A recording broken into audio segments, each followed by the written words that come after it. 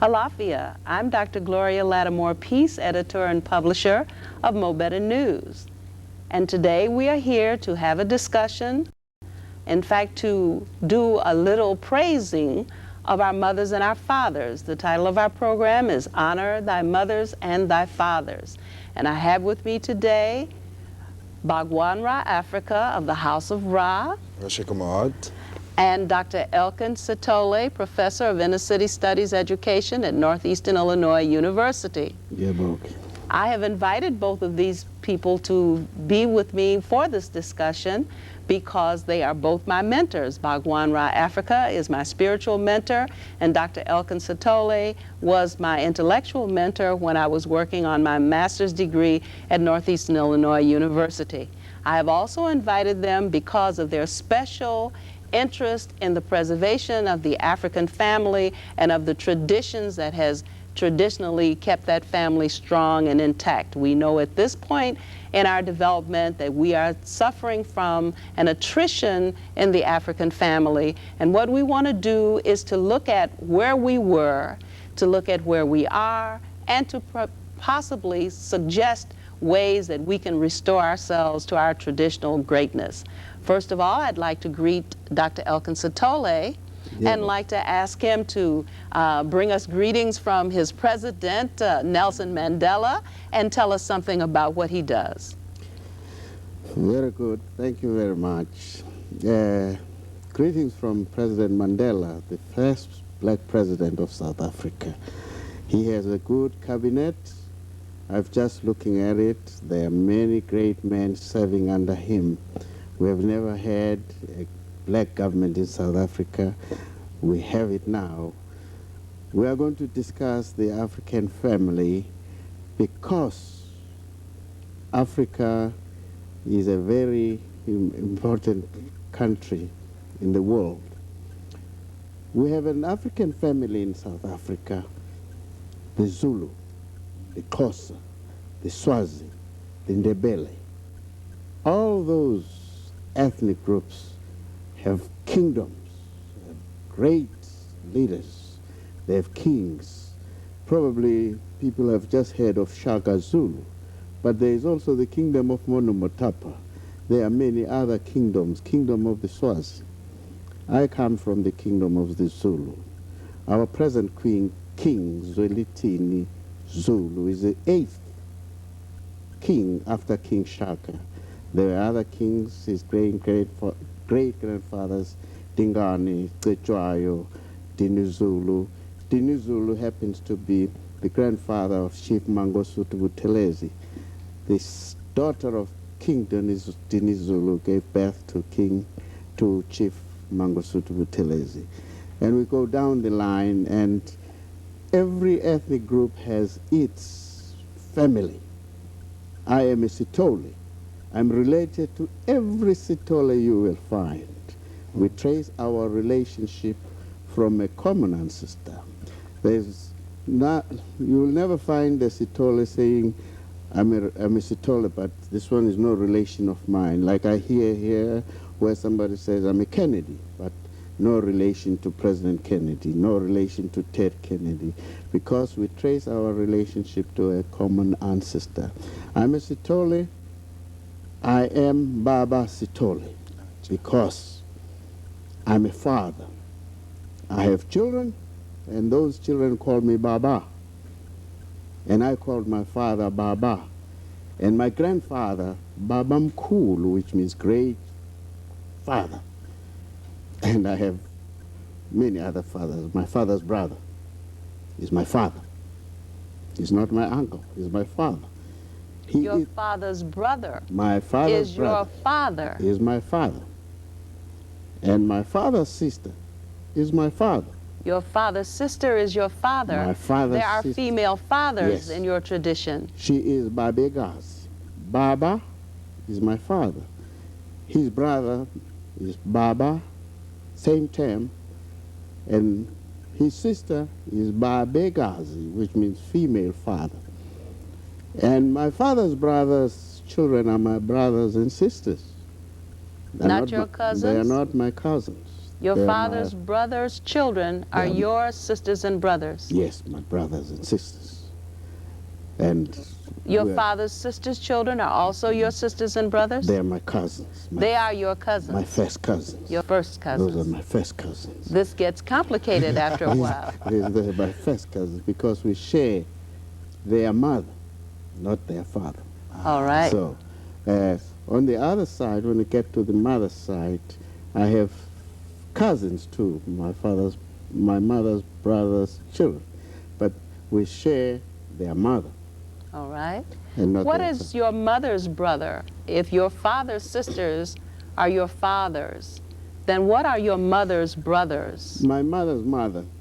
My mother is Mama. Mama. I have a mother. She's very kind and oh, she will even spoil me. Very kind, loving. And I have another mother's sister. Your mother's sister My mother's is your sister mother. is my mother. Not your aunt? Not my aunt, my mother. I call her Mama. She's either Mama Mkulu if she's older than my mother, or Mama Mngani if she's younger than my mother. She's my mother. She treats me exactly like my mother, very kind and loving. And spoils you? Yes, she will spoil me because she won't spank me. And then my mother's brother is my mother, Malume. Your mother's brother is a mother, a male mother. A male mother. Malume. Malume. Male mother. He loves me, protects me, and is kind, just like my mother's sister, because they're all my mothers. And I call him Malume. May I ask you if Malume has children of his own? He is their father? Yes. Will he spoil his children? Now Malume has his children. To his children, he's not a mother, he's a father. They call him Baba. He's very strict, and he'll spank them, punish them, and give them the code behavior of their family. Just like my father in my family. And in the Setoli family, my father will teach me how to behave as a Setoli. Through example, he must respect his father first, respect his grandfather. Then I will learn to respect him. And now I'm a father too, I'm Baba. When I first came to this country, my kids wanted to call me Dad. Daddy, Dad. I said, I'm Baba. So that they should get to know the terminology, so that when they use it to my brother, they know also what it means. If they call my brother Baba, they know they have to respect me, respect him too, as they respect me. So my mother's brother's children are my cousins, my second cousins. This family has many mothers and many fathers. Oh, yes. That's why we don't have an orphanage. In Africa, we don't have an orphanage as such, because if I lose my father, I still have my father's brother. He's my father. He will still educate me, take me to school, and be responsible for me. And you have your father's sister? Yes, I have my father. Who is also your father? Who is also my father. And she will educate you? She will educate me. And take you to school? Take me to school. Teach you the code of conduct of the Setoli? Yes. Teach you how to be a leader? She is very strict on me. She has her own children. To her own children, she's a mother. She will spoil them? She'll spoil them. She's kind. They are not her people. The father of those children will take care of them. She will take care of me as a Setoli. And this is how the family in Zululand, the kinship structure of the Zulu. So if my father wants me to respect him, he has to respect his father. So he respects my grandfather. I don't have just one grandfather. He has brothers too. Father's father's brother is my grandfather. Father's father's sister is my grandfather, female grandfather. So all on this Setoli side, All those are Setolis, and they are very strict, bringing me up as a good Setoli boy, and they bring up my sister as a good Setoli sister. Are they responsible also for your mental health? Oh, yes. If I'm crazy, my mother is to blame, because she is kind, loving, and has to see to my emotional stability. That's why if I'm crying out outside, she'll come, please, please don't cry. If the other boys are messing up with me and I run home, she will protect me first before she asks what happened. They might say, he started. My mother will say, my son doesn't start anything. And she will chase them away, and then later on she might ask, did you actually do that? Then if I say, yes, I did it, but don't do that. I have heard that there's an African proverb that when a chicken wanders into the bush, yes, first you rescue him, oh, yes, then you spank him. Oh, yes, exactly. You rescue the chicken first, and then you scold him. Scold him. Don't scold him and throw him to the wolves. You first rescue. That's how the African family is there. Because if I am not brought up as a good Setoli boy, I am lost to the family. I am a loss to the family. They don't want to lose any member of the family. Even if somebody develops some negative things, if somebody begins to steal, in African justice, it's not me who is to be punished. My father will be. When you disobey, oh, yes, your father will be punished? Oh, yes. My father will be responsible. So my father That's a good system, my father must take care of that. So I will be good so that I do not reflect the negative things on my father, on my brother, my sister, and my mother. So you can't just be a gangster killing people, because the impression will then be the Setolis are killers. I don't want to get that impression. Or if you You steal, don't want a reputation for your family that dishonors your family. Yeah, this dishonors my family. So as one member of the Setoli family, I will behave right so that the Setoli family can look good. And that's why my father is responsible to bring us up correctly. Bhagwan, Afrika. Was that not a beautiful rendition of an African tradition that is thousands of years old? And we look at our state at this point in time when we have deteriorated to the point where we do not have several fathers and several mothers, all of whom are responsible for the welfare of the children, but we have reduced ourselves to many instances where we have single adults in the household trying to take care of the children all by themselves. What can you say? The House of Ra deals with the spiritual development of our people here in America, and especially in the Chicago metropolitan area. What can we say about the reasons for our condition at this point, besides pointing the finger away from our community toward those oppressive forces that we know exist? Yes, yes. Well, Dr. Peace, the very first thing that we have to say is that obviously one of the consequences of our separation from the land Africa was also our separation from the wisdom that was Africa. And perhaps that's the most tragic part of the ma'afa, of the slave trade and the suffering.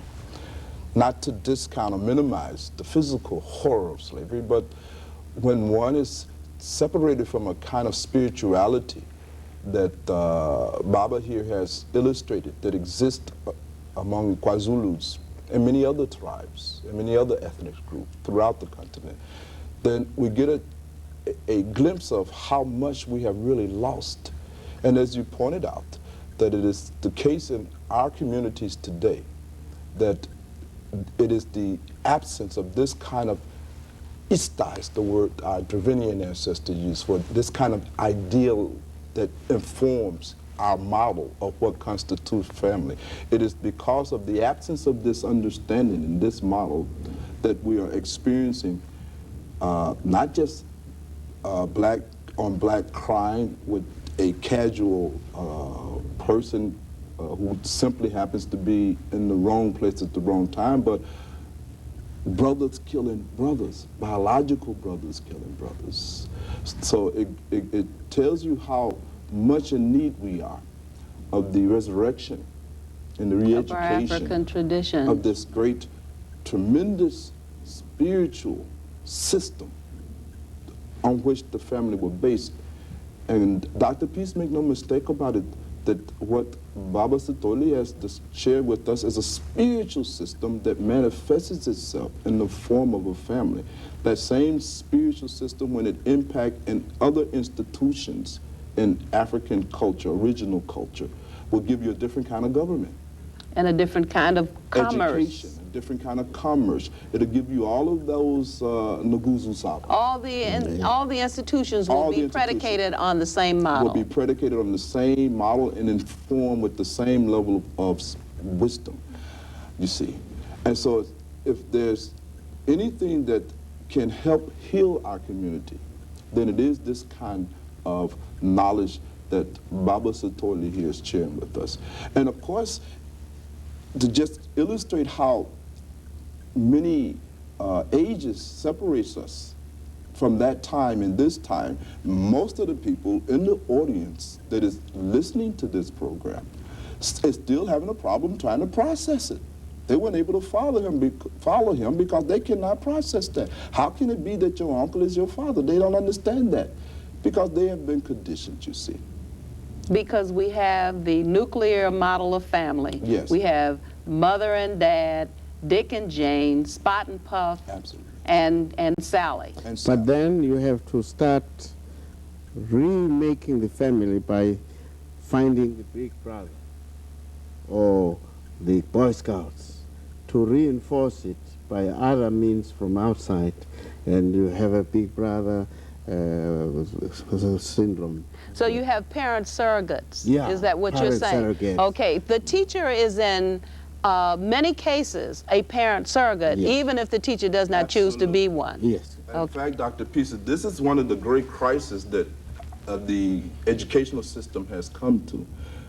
You have to understand that a group of people is as much a system as an individual person, and that these systems, whether they are non-human or human system, have needs. And whenever those needs are not being met, some other part of the system goes into distress and has to overcompensate for the other part that broke down. In this culture, Western culture, the institutions that are supposed to compensate in the event that a young man's father dies early, you see, or his father had no brothers and no sisters. Those are possibilities, you see. That there will be other systems that will kick in. And this culture here, all of that is collapsed. And the only part that is still standing that offers us some way out of this dilemma is the educational system in the form of teachers. And so as Baba Setoli just pointed out, very often you will find, therefore, that innately there's a need. It's just built into human nature for a mother. The need for a father is innate, and a child will seek it automatically. And if there is no father and there is no mother there, then they will create a mother figure. The teacher will be. A teacher will become that surrogate that steps in to meet that need. The great tragedy, Dr. Peace, is that if no teacher steps in and fulfills that need, then next there will be a gain. So There you will be some other That's right. elder Yes. in the sense of an older person. That's right. And it will start moving further and further and further away from from the family. purity and the wisdom and the love that would have been available at the core experience of the child and mother. The teacher's the next closest person that will give you that kind of love that you will get from In the traditional Africa, the child's first teachers are members of his own family. Is that Yes. not correct, Dr. Yes, Setoli? exactly. There's socialization. There's informal education where you are educated by members of your family. They are educating you in maths and arithmetic and all, just as members of the family. Then you go to a formal situation school.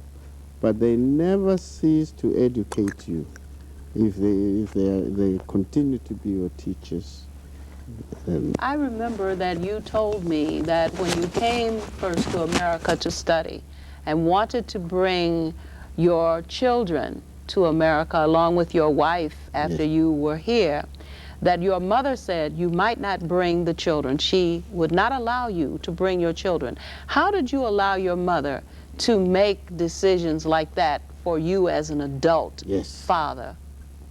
Even if you're 35 or 40, your mother is still your mother. Your father is still your father. If he says no, that's it. You can't say, I'm 35, I'm an adult. No, you're still my son. Yes. Yeah, you're still my son. Even at 35, 40, you're still my... So, in this case, I had made all arrangements for my wife to come with my 2 girls. And then she went to say goodbye to my mother. And my mother said, hi, good, you are alone, are going to go to America, but leave the children. And she said, but my husband said I should bring them. I said, no, I don't care what your husband said. The children are going to remain here, I'll take care of them. And then she found me and wanted me to intervene. I called my mother, talked to my mother, said, Mom, please allow the children to come. I said, no, these children can't be struggling with you. You're a student over there. And how do I know that they will be, how they will be treated there, who will be their babysitter and all. And I said, I might stay here for 10 years. And she said, it doesn't matter, 10 years is fine with me, they'll be here with me. And I had to go to another level, ask my grandfather to intervene. And he came, he grilled me first. Why do you want the children to go there and all that? I said, but I'll be studying and I want to see them grow. And after he put me into some grueling himself, he said, well, I'll go and talk to your mother. And then he went to talk to my mother, and my mother agreed, and my children came. So that is how you solve the problem. I was 34 at the time. So that is how you solve the problems. Yes. You go to other members of the family to intervene on your behalf. You don't defy your elders. If she had stood her ground, I would have left them there. But I had to go to other members, and my grandfather intervened, and the 2 children came on. What is the value of obeying your parents after you're an adult? Can someone answer that question for those who might be listening? Well,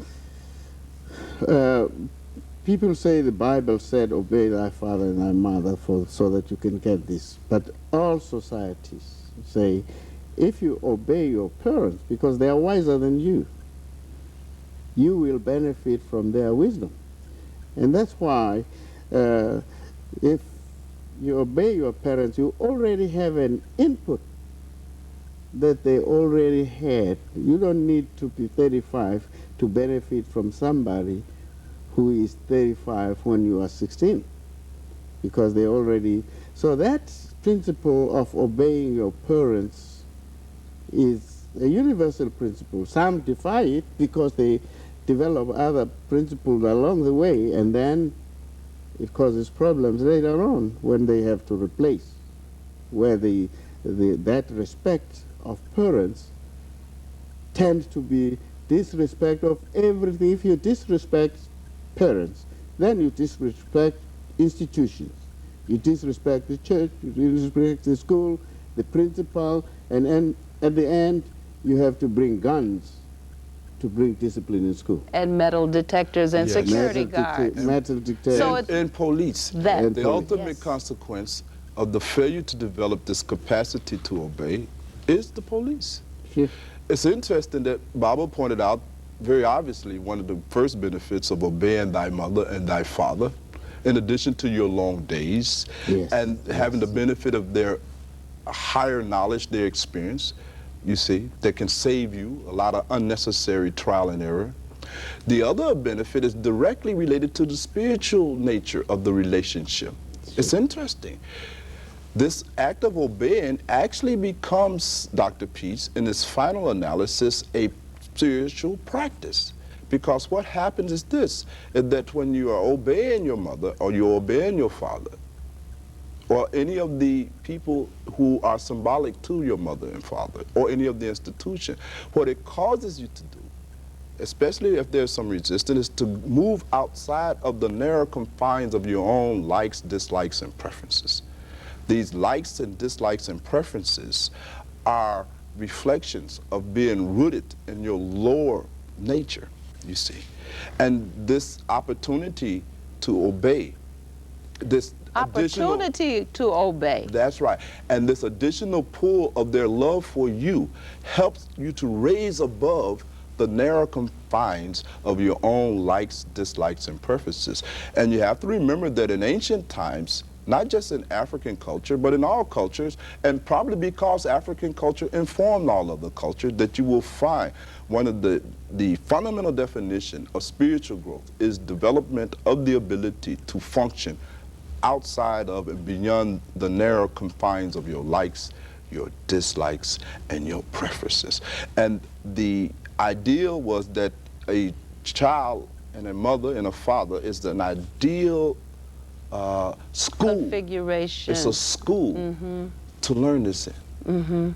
And because the parent loves, and it makes it easier to make the transition. Right. So in my research on the black family, I find that people in the South are still keeping to the family traditions in the sense that the neighbor can discipline the neighbor's child, and they will respect that. And that's what we have in Africa, that if you're an adult, you are an adult to all the children. Your neighbors and all of those children who are there can be disciplined by you, not because you belong to that family. If they see you do wrong, they say, stop it. And then you have to stop, because they are your parents, because they are equal to your parents. This was more true during the period when I grew up than I think it may be now, but you're quite right about that. Sure. In fact, if you misbehaved at school, you hoped the word didn't get home because you knew what you had coming. If you disobeyed in the neighborhood, you hoped that no one told your mother, because when your mother got the news, you were destined to get a spanking, and you hoped that your mother would not then inform your father, because if your father found out about it, it would be even worse. We are now living in cities and urban centers where people are anonymous to each other, where you do not know the family in 207 doesn't know the family in 310. And so people don't know each other and they don't trust each other. And there's no sense of community, and therefore children can get away with murder, even in the public schools. Because when you said the African culture informs other cultures, I thought about how in the parochial schools, like in the Catholic schools, every child in that school situation respects every teacher who is called a sister in some cases, if she's a member of the order. But the point is that a child would no more disobey one sister than another who was his homeroom teacher. In the public schools, you have a different situation. When a child is out of the earshot or eyesight of a teacher in his classroom, he may not only disobey, but he might in fact sass, as we use the word. Certainly, you know, defy or dispute another teacher. It is in our vested interest as a community, and especially those of us who are teachers, to preserve the family, because Dr. Setoli has made an excellent point here, and that is that if the child cannot become a functioning, harmonious member of the family, he cannot do it in the community. So the school has got to want to support the family, to support the stability of the family, to help families to stay together, to help young people to learn how to parent their children, to be the surrogate parent, to go beyond the 2:30 or 3:15 time for dismissal, and be interested in these children and in what happens in their lives. Dr. Peace, they have to understand they're mother or father teachers. They can't create that split and just be a teacher, because that's meaningless. is counterproductive and impotent. What makes them effective is the degree that they're rooted in that mother-father principle that is manifest in the process of teaching. Baba Setoli pointed out another very interesting thing when he talked earlier, is that the basis of the respect is not so much on the actual contents of what the father is saying. It's on his behavior that he had modeled for his father and the mother for their mother. And what happens, you see, is that if parents themselves did not model that kind of respect and obedience toward their own parents, they can hardly expect to achieve it with lectures and books with their own children, because this won't process. Now, it's interesting because these models, these beliefs, these values, these styles, these lifestyles are all set in place before that child is even 9. And up until the time and age of 9, a child learns only through imitation and modeling behavior. It's the only faculty available to them, you see. And once they have seen mom disrespect her mother, not honor her mother, now it's not possible, you see. So we have to understand that we have to, as parents, model for our children how to be a child. Very excellent. You see? Yes. We have to do that. You know, you brought a point to my mind when I thought about not only do we have to teach our children how to relate to us as parents by the way in which we relate to our own parents, but do we not have to teach our children how to be wives and husbands? Of course. Does not a man teach his children how to treat their wife by the way he treats his own wife? Absolutely. Exactly. By the way he treats, talk to us about the treatment of the mother of the children. Yes, in the African society you have a father, but he is also a husband, and he behaves as a husband to his wife, and the children see that and they learn, and he's a father to them, and they behave to him as a father. And that his behavior, therefore, is twofold. He behaves as a father and as a husband. And the same with the mother. He behaves as a mother and the wife. And that is within the family. But there is no case where the child can say to his father, "This is my mother's husband. This is my mother's husband." To him, it's just the father all the time, and respect him as a father. But he also knows that this father is my mother's husband. He sees the relationship. If the relationship is good, he will be a good husband or wife. Of course. And you talked, I remember, about the joking relationship between the father and the mother. Yes. This ability to let off steam, as it were, to be able to be candid, to be able to say things that need to be said without being offensive and without doing damage. Yes. Let me talk about joking relationship between brothers and sisters. First. All right. There's a joking relationship between brother-in-law and sister-in-law. If my wife is angry about what I did, she may not just approach me directly. She'll go to my brother and accuse my brother of what I did and scold him for what I did. My brother She will blame your brother she'll blame for my your brother behavior. for my behavior and scold him. But my brother will accept it and laugh at it because it's a joking relationship. They will laugh at it. And then my brother will come to me and say, "Brother, let's do this, let's do this." And I will change. I will respect my brother because he's my brother. And he will correct me without having caused conflict between me and my wife. And that's true with me. If I have my sister-in-law, if I'm angry about anything about my wife, I avoid her. I just go to her sister-in-law, to her sister, my sister-in-law, and I scold my sister-in-law about what kind of a wife are you? What you do these kind of things, and she will laugh it out. she will laugh it out, but she will go to her sister and correct her sister.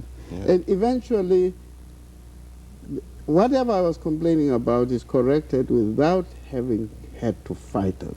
And have an argument. Have an argument. It's called natural conflict resolution. So you have that. African African conflict style. That's right. African resolution. style. Also, before we got married, I called my wife by her first name. But after we get married, that stops. She cannot be called now call her by her family name. You are mother from such and such a family, mother from Buthelezi, mother from Zwane, mother. You use the family name. But after you get a child, that also goes. Then you use the child, father of Bongiwe, father of... Tell them that Bongiwe is your daughter. Bongiwe is my When you daughter. have a child, then you no longer are just addressed by a first name. Yeah. You're addressed as the mother or the father of this child. Of this child, our child. My wife addresses me as father of Bongiwe, and I address her as mother of Bongiwe. That upgrades the relationship. Yes. Now it brings Bongiwe to us. That this relationship has produced Bongiwe, and so that is how we call each other. Yes. But all other people are still calling her by the first name and all, but we have upgraded our relationship. Beautiful, isn't it? Beautiful. So, and the same is true then if my wife wants something special to me, and she can call me father of Bongiwe, but if I am not agreeable, she might say, well, let's go and buy a new car. And I might say, well, why don't you wait for next year until new cars come in? And if she really wants the car this year, she will call me Mondise. Mondise is the name of my great-great-grandfather. Or she may call me Jobe, the name of my great-great-grandfather. If she calls me Jobe, which is a name of endearment in my family, we've got to get that car this year.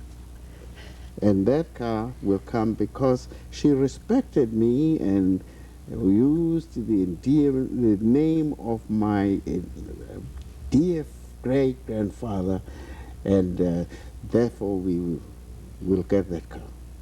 The same is true with me.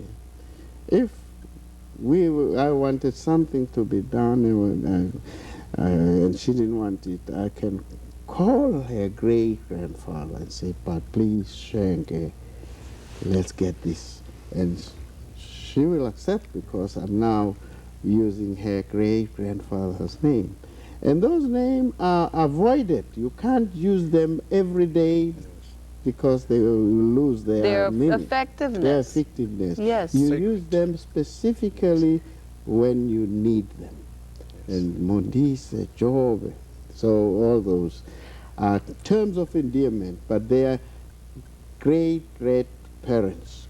Think of the terms that we use and that we hear in the rap music. We have the bees with attitude, and all kinds of other names, names that disrespect women, and it's men calling their women out of their names, calling themselves out of their names, calling the children out of their names.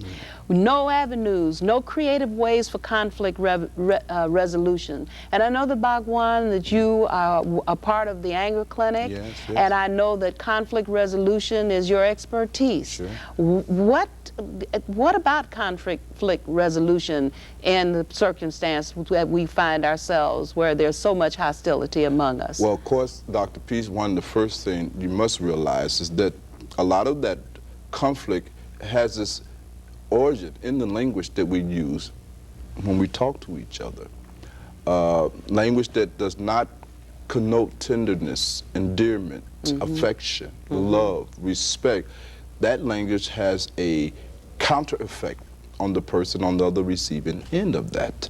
And so just the way we talk, the way we speak, and you have to remember, Dr. Peace, that in the spiritual system, that actually gave birth to that kind of culture that we are referring to when we talk about Africa, ancient Africa, Egyptian, and all of these other things.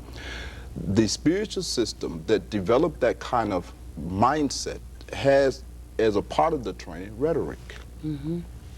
This art of just talking. And it's very interesting that you find that as that deteriorates, so goes the interrelationship among people. When someone walks up to you and calls you a bitch, now this doesn't trigger any loving response in you, you see. So the language itself is part of the problem. I just wanted to backtrack to something that Baba was talking about with his mother and father and the joking that goes on, and just show you how even though we have been impacted on by this slavery and all of these hundreds of years and centuries of being buried underneath the avalanche of Western culture, still, if you listen closely, you can hear our heart is still beating with the spirit of our ancestor, because quite frankly this stuff never leaves us. I wanted to point that out to the audience, that they too have an opportunity to become a Baba, so they mustn't get discouraged. In my own family, one of the greatest contribution to my own development as a human being, and collectively now, in every aspect of what it means to be a human being, did not come from the universities. It came from my mother and father, because during my formative years, indeed up until the day I'm 45, I never experienced my mother and father arguing or fighting at all. That one quality is responsible for my humanity. You come from a large family, Come from a large 11 family. children. 11 children. So there must have been areas of disagreement. Of course. But you were not allowed to witness those. They never did it in front of us, intuitively understanding the damage that would cause. Contrast that to those who have become completely unconscious, in a comatose state, who no longer can even respond to that deep intuitive understanding that you should not fight in front of your children, that are fighting in front of their children, cursing in front of their children, cursing the children, not in front of them. Yeah, cursing the children. And now you expect that this relationship will be healthy, and what will they model? That's how they will relate to their children. And so language is a very important thing. We have to understand that words have power. All words, not just holy words, mantras, hakus, japa, these different words. Every word you speak has power. Now, mantras and japas and hakus have power that is to the positive side of your development. But these anti-hakus, these negative hakus, will take you in another direction. But in any event, the language that you use, the words that you use, and more particularly the tone. Being a therapist, I find that very often, even if you got the words right, the rhetoric right, if the tone is wrong, then you're still in trouble. So the tone has to be right, you see. And then there's a spot you go that even exceeds words and tone. This is interesting. As Baba Setoli pointed out, by just calling him a Jobi, Yes. it touches something altogether different. It touches something altogether different. It goes to a whole different spot in him. You see, it triggers his love faculty. There are certain words, when spoken, triggers the person faculty to love, and they have no option. That's why he said he become powerless now. Now, what can he do? If this woman says, Jobi, now he really becomes powerless. He must do this thing because love flows. It gushes out. Nothing you can do. And she respects that because she doesn't abuse it. She doesn't abuse it. She doesn't, every time she wants something, she doesn't come in and use the same term. That's right. And so the whole ideal in the West, you see, there's a posture in yoga called Siddhansana. It means standing on your head instead of your feet. Western culture is like that. Western culture is standing on its head. It's in a Siddhansana. It needs to stand on its feet. It needs to be just the reverse, you see.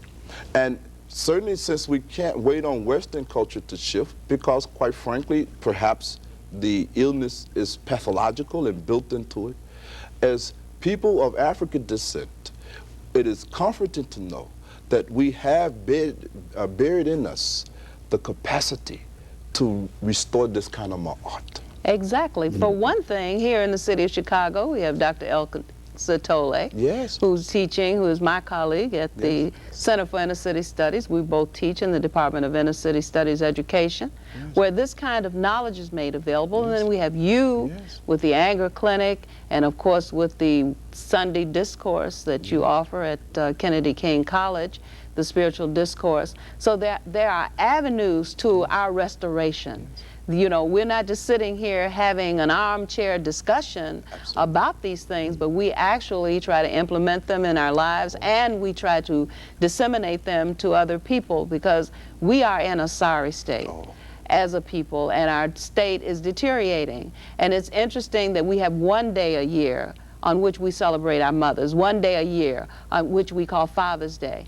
And we have no understanding that honoring mothers and fathers is 24/7. Absolutely. It's every day of the year, every year for as long as you live.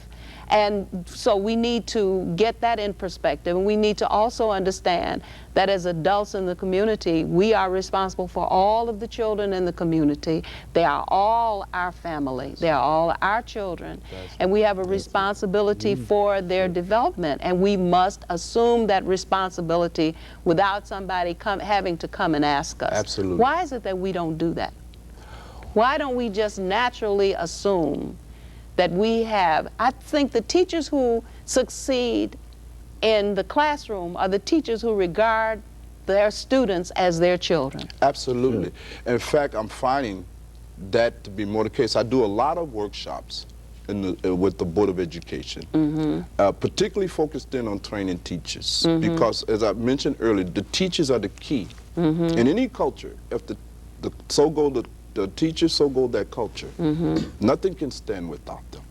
You know, they are the cement that holds everything together. Because they're the only one that can segregate for a mother or a father, or for, you know, they could take any position for a friend. You know, they could step in any of the roles that may come up missing. And so they are the ones at this point who spend the most time with the children. The children are in school. That's right.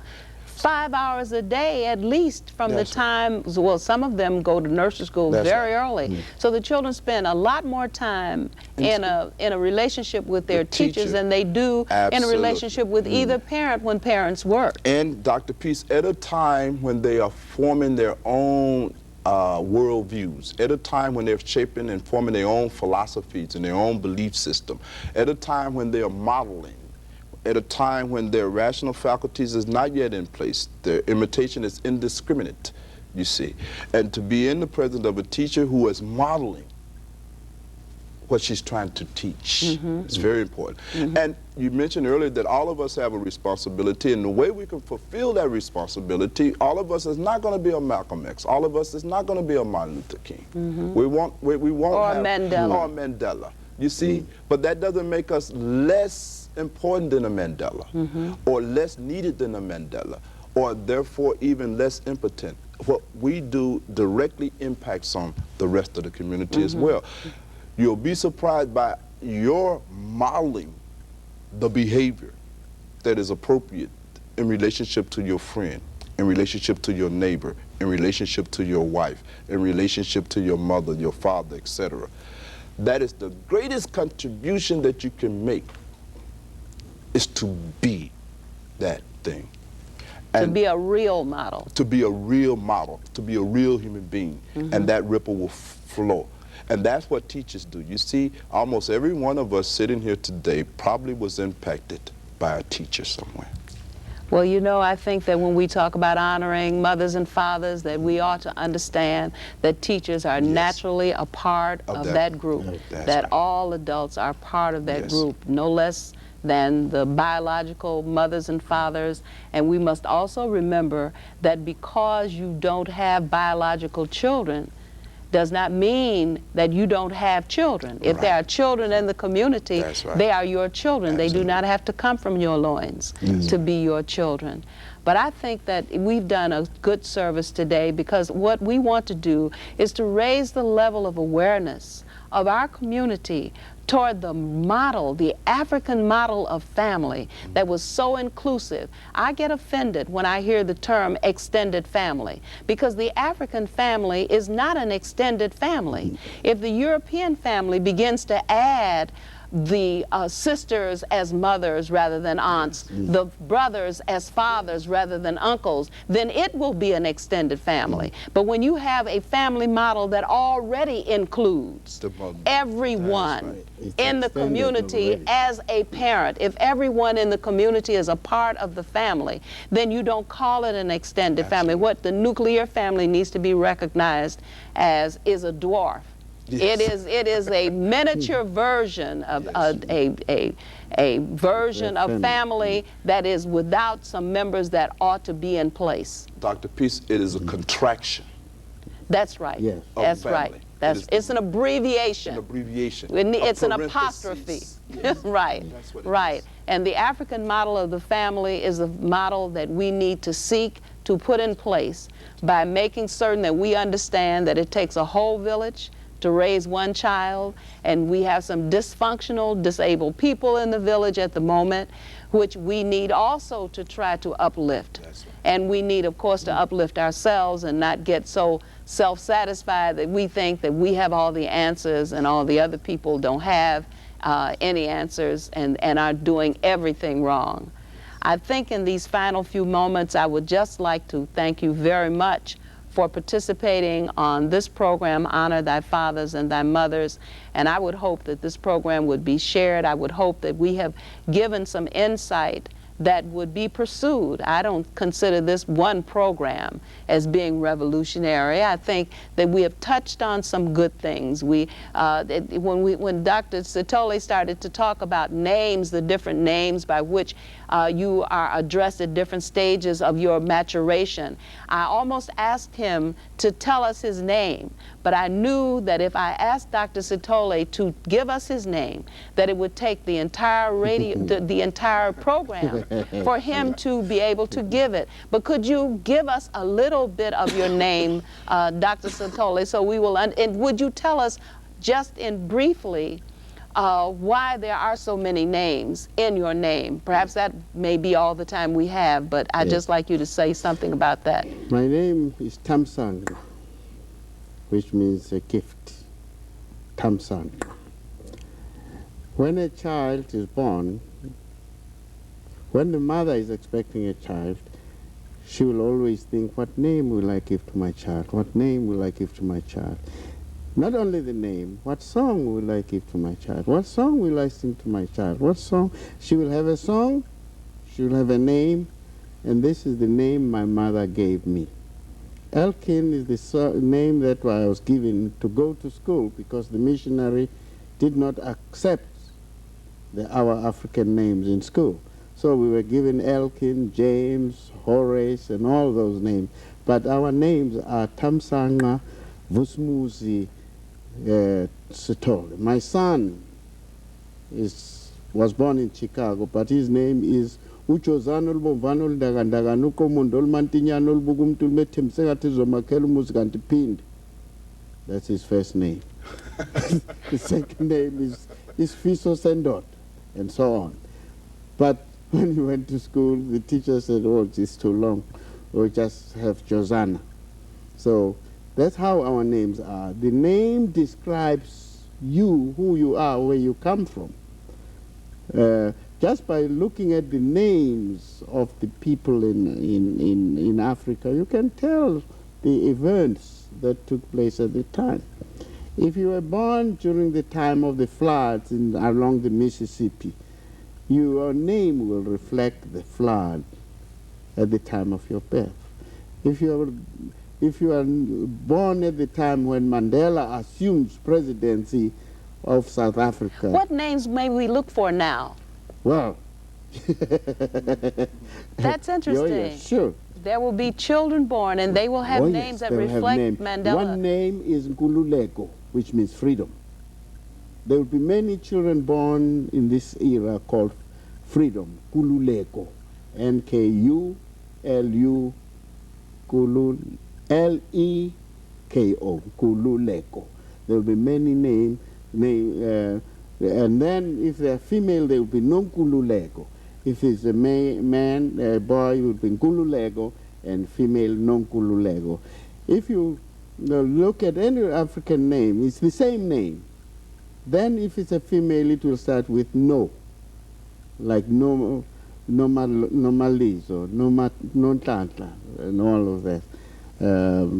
Like Winnie has a name starting with N-O, and Miriam Makeba, and many others. So the name is your history. It Yes. defines you. It says who you are. It So says we who are you are. here with names that say nothing about who we are, say nothing about the circumstances or the events surrounding our birth. We Yes. do not know who we are, therefore. Yes. The name will explain who you are. And Not only to yourself, but to whomever you meet Oh, yes. in that society. They will know who you are. There will be many Mandela children born. And Bhagwan, Yeah, your Bhagwan. name. Bhagwan means the blessed one. It means I am blessed in the sense that in spite of being cut off for centuries from that which I came from, I was born in this country to African parents. You see, All right. that I was born in touch with the mystery system. So I'm blessed, and hence Bhagwan means the blessed one who has been blessed. And you have named me Guru Maji. Guru Maji, What shall we tell our audience about course. Guru Maji? I've called you Guru Maji because, as you know, I named the essence of who you are. You see, beyond just the event, beyond floods, because you're bigger than a flood, and you're bigger than freedom. So I named you based on your relationship to the universe, and not to a country. So I call you Guru Maji because Guru is a Davinian term that means one who dispels light. It is the ultimate level that a teacher can attain. You can't go higher, you see. So I call you Guru, and I call you Ma, because you are a mother, you see, to anyone and everyone. You have accepted that responsibility. Some may protest, but what can you do? It is your nature to be a mother. And I call you G, because it's an honor term. You are honorable mother teacher. So I call you Guru Mati to remind you of who you are.